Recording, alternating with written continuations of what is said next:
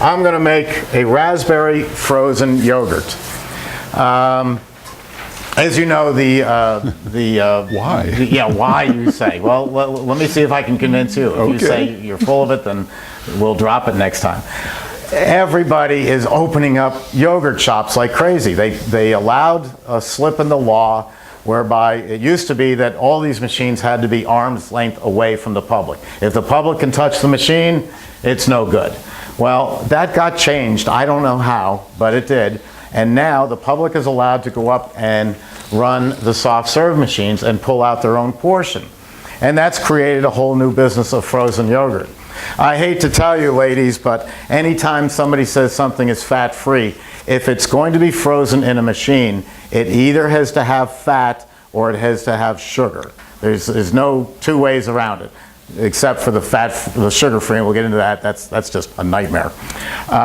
So if we're not freezing fat, we're freezing sugar. So it may be a fat-free product, but fat-free product, but it is not without calories. It's loaded with calories.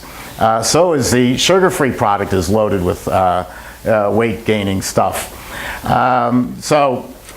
It's when you see those products, don't be fooled. It's not at all a dietetic product, and they'll never claim that it's dietetic. The other problem, besides the fact that you've got all these kids touching the machine, and when you're not looking and mom isn't, hey, they're taking a taste like that, and it's disgusting. It is disgusting. Ran into a business down south of here, which I won't even say the town, but we asked them about. Well, you've got 7 machines or 6 machines. How do you deal with cleaning them every week? He goes, oh, we don't clean them. We just reload them up. Ugh. This is a dairy product. This is the most volatile product for growing bacteria that exists. So anyway, they're selling frozen yogurt, and I want to go after that business, and I'm going to tell you how we do it.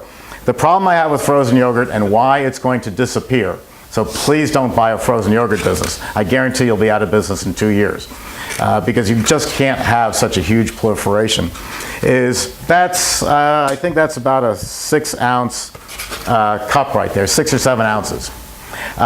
You go into the store and they hand you something that's just under a half a pint. It's a large container.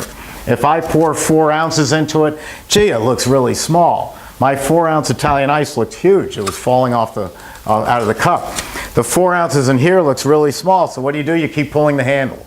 Now you've got 6 or 7 ounces, and they're selling it at 49 cents an ounce, which sounds cheap until you multiply it times 7.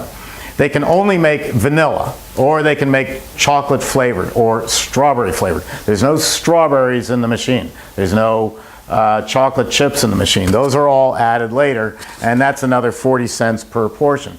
So the Wall Street Journal did an article and said that the average portion coming out of one of those places is between $10 and $11. And you're thinking, whoa, I'm really cashing in. But I'm thinking, my guys out on the factory floor, they've got 4 children, so that's 6 of them going in there on a weekend, and it's $11 a pop. That's a heck of a lot of money for the average person to be spending for frozen desserts. The same thing happened to Cold Stone Creamery. They're pricing themselves out of the market, and you say, you know what, fool me once, but I'm not going back. And so now what you see happening, if you study eBay and Craigslist and places like that I do, you'll see that out in Los Angeles, it's not 1 soft serve machine for sale, it's 6 machines from 1 person. And you move east, and it's not 1 machine, it's 6. These people are going out of business as fast as they're opening up. Well, and that isn't going to happen with a batch freezer. So anyway, I'm a realist. I've got to compete with them. Let's say you love frozen yogurt. I like it too. But I've got to compete with them. Well, if you loved it in the store, wouldn't you love to take it home? So I'm telling people with batch freezers, you should make it in tubs, large tubs of product, and you can then fill your pints and quarts. So you've got a display cabinet. I know you loved it in the store. You can also take it home. But what I'm going to be able to do when I make frozen yogurt is I'm going to give you a serving of frozen yogurt, and I can also put it on some fresh melon or put some fresh fruit on it, just like they do. But I also have melon and blueberries and raspberries right in the product. So I'm going to have a better tasting product, but I'm trying to get it so you can take it home. So let's try making this. This is only the second time I've done this, and the first time was absolutely awful. Good. So let's hope this works out better. I'm going to get the 4 quarts of ice cream mix. In that refrigerator over there is the yogurt, and I'm going to need all but, it's in the little refrigerator here. I'm going to need all but 2 bags, or all but 1 bag of the raspberries. So let me get out the dairy product. Yes? Oh, yogurt. Okay, good. That'll be one. I've got one over here. Ugh.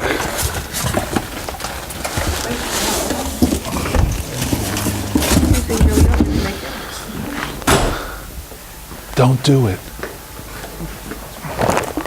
This is kind of a hybrid product. You can use an all yogurt mix, or you can use a dairy blend, because they're very, very close. And let me just make a sound adjustment here.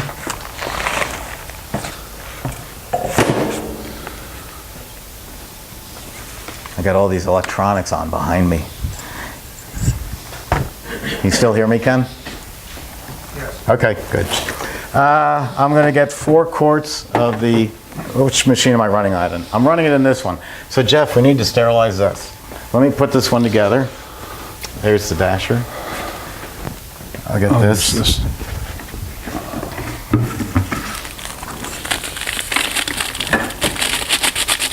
This is our latest design. We've been using it about 5 years. Of the spring-loaded blades. We have something incredible coming out that I can't tell you about yet, but it's going to give you just an unbelievable computer access to videos that we've done and how to. So if you forget, which way the blades go on the machine, you're going to be able to, with just a couple of clicks of your cell phone, get into just a huge database. And we'll be announcing that in about a month. This is just going in like that. These blades are spring-loaded. They're going to scrape against the walls. So as the blades wear 3-5 years from now, they're still scraping against the walls because they're spring-loaded. And that just goes in.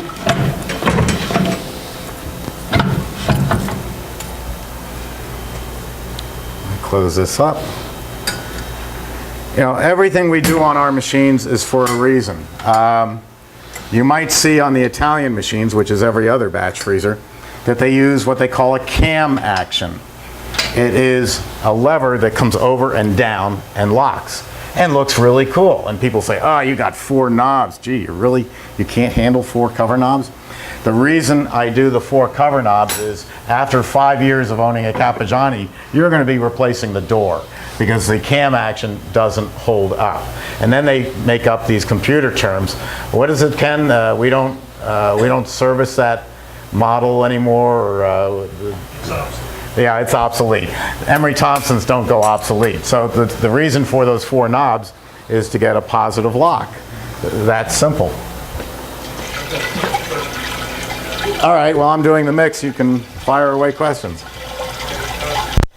One person wants to know what is the reasonable cost to open a production facility and how much space do they need? You want to handle that? Go ahead. You had to tell them what the question was because the audience didn't hear it. Okay. What's it cost to open a business? Is that the question, basically? Yeah, how much space do they need? Well, it depends. There's different types of businesses. If you want to start a cart business, you need a little cart. That's it. And then a place to make your ice cream. You can start, should I give numbers? How much? Yeah, sure. Okay. You can start a business on 10 grand and it can be wildly successful. That was my number. I sold a BMW and I started a business. When I started, I had a room 10 by 12 feet in the back of a health club, and that's where I made my product. I've since expanded to seat 30 people, and now we're just doing an expansion, and we'll double it. It'll be 60 people, and the health club now pays me rent. You can start it on anything. The number isn't important. It's the belief in your product. There is no failure. When you get married, you don't think about getting divorced. And when you go into business, you don't think about failing. There is no failing. There's just the basic rules of a profitable business. And you've got to love what you're doing. And you know that saying, if you love what you're doing, you'll never work a day in your life. The cost of your product has to be fair. The quality of your product has to be incredibly high. And then you just have to treat people like they're your best friends. And you can't fail. It is not going to happen. Just make the best product you can, price it fairly, so that you make a profit and you're not gouging people. They're appreciating your price point, and then treat them great. My store now has become a destination. People come there, they sit and relax for a couple of hours at a time. And Mohammed's been there, he'll tell you that. They come in, they sit at the table. It's like what I wanted to do is I wanted to make Cheers for ice cream. The neighborhood bar for ice cream. We're just getting a real large clientele now by way of promotions and things like that. But we'll probably open a second location so that I can keep it just like that. And then we'll probably have a few more. But the cost, I don't know how to say this, but the cost isn't really that important. You do what you can afford. And whether it's a small cart, or whether it's renting space in an existing store, or whether it's just doing parties, or whether it's just doing small wholesale to restaurants, whichever avenue you go, obviously the most important thing is making the product. And I don't think he doesn't want to boast too much, but his products, there's no plastic. Everything else you look at is going to have plastic on it. His things are built like tanks. And if there's one thing you need, it's a tank to make your ice cream. You can run this, I run mine sometimes 12 hours a day, and I don't give it a second thought. It's my best employee. So how much money? It depends. Whatever you want to get into. It'll grow. Whichever end you get into, it'll grow. There's no doubt about it. When you started, did you have employees, or was it just yourself? No, I didn't have employees. I was it, and I'm still it, although I do have people that work for me now, because I just don't want to work that hard, but I love it. Even when my guys are working, I'll go in there because I like it so much. And we've developed another branch of our business, which is parties. I bought a trailer with our name plastered all around it. It's a beautiful little yellow trailer. And I actually take my freezer, not my batch freezer, but my ice cream freezers, to parties. They call them ice cream socials. And I'll do it for churches, I'll do it for teams, and they're extremely profitable. In 2 hours, you can easily make $1,000. Because what I do, actually, I have these. If you want to talk promotions, talk to me. I have these all over my store, and people take them. I charge $5 a person for all you can eat at these socials. And his eyes just lit up. That's what they do, because my product isn't inexpensive. It's a high quality product, and they see $5 all you can eat. They're running to do this, but the profit is amazing. How much high quality premium ice cream can you eat? Especially if you're a senior, especially if you're not a kid. Even kids, they can't eat that much. I make a lot of money on parties and socials. It's a great thing to do. Yes? What is the square footage of the store that seats, I think you said 60? Right now I seat 30, and my square footage is about 1,200 square feet. And now we're breaking through 2 more rooms, and we'll add another 600-700 square feet, and we'll seat 60.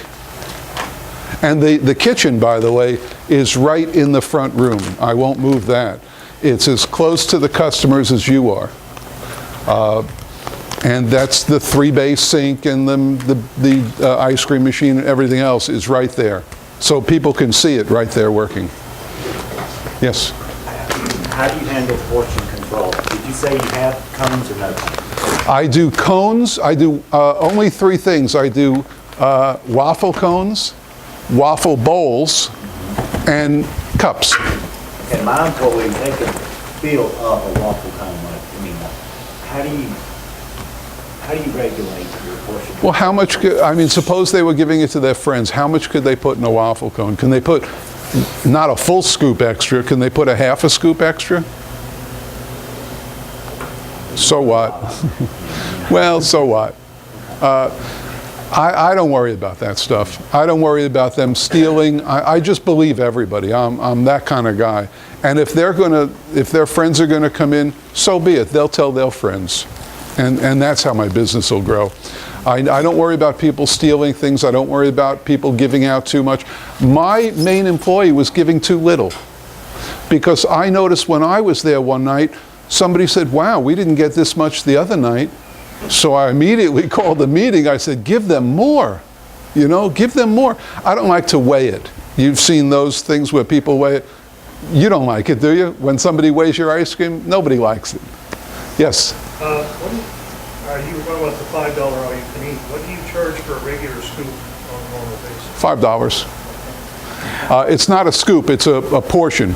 As I said, I sell waffle cones. They're large. Only one size. I don't have small or medium or large in my store.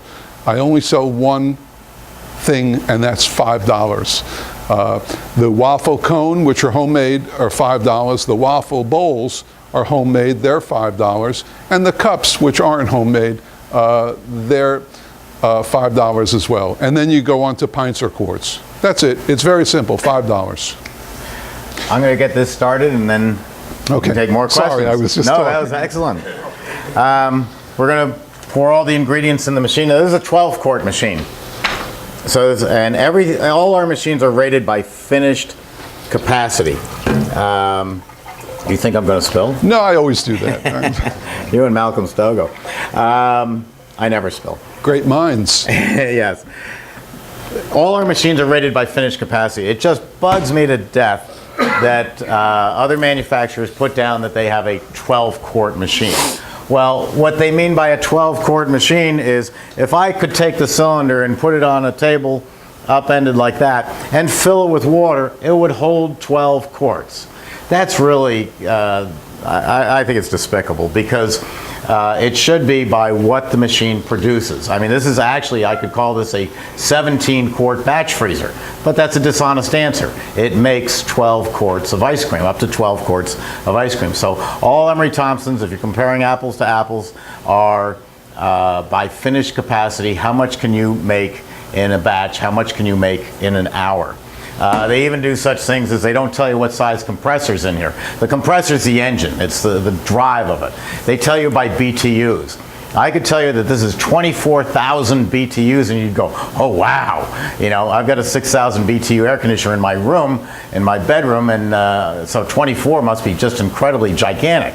Well, it doesn't tell you anything because as you make ice cream or ices, the BTU level drops down. So it starts at 24,000, it'll end at about 12,000. So it's not a good judge. Better to tell you that this is a 3¼ horsepower Coplamatic, made in the United States, condensing unit. The top of the line, the best you can buy. That's telling you stuff. Now I've got the dairy product in there. I'm going to just turn this on and I'm going to add my yogurt.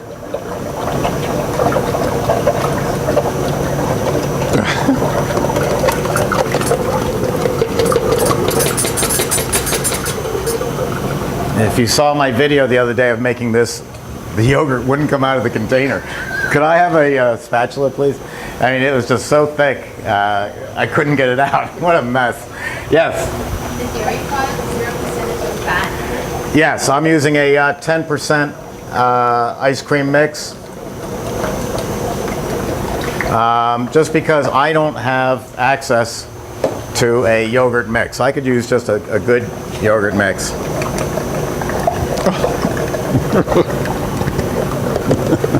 Now I might as well turn on the refrigeration while I'm doing this and get it going.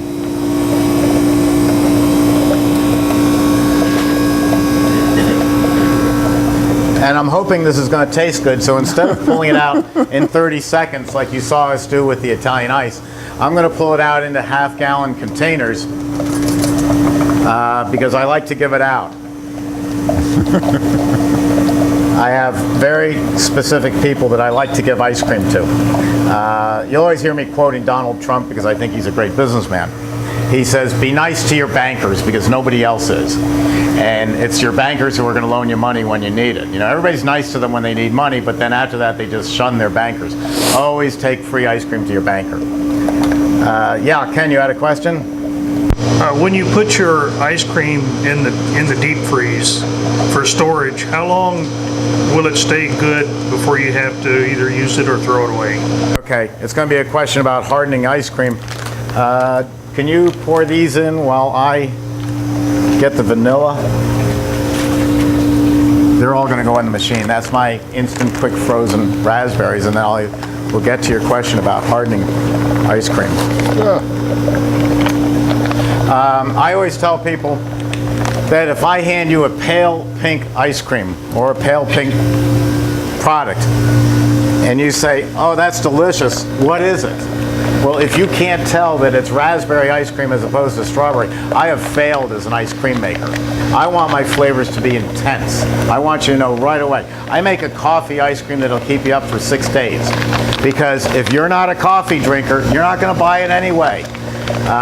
But coffee drinkers like real good, strong coffee. I'm adding some vanilla, quite a bit, because I love vanilla.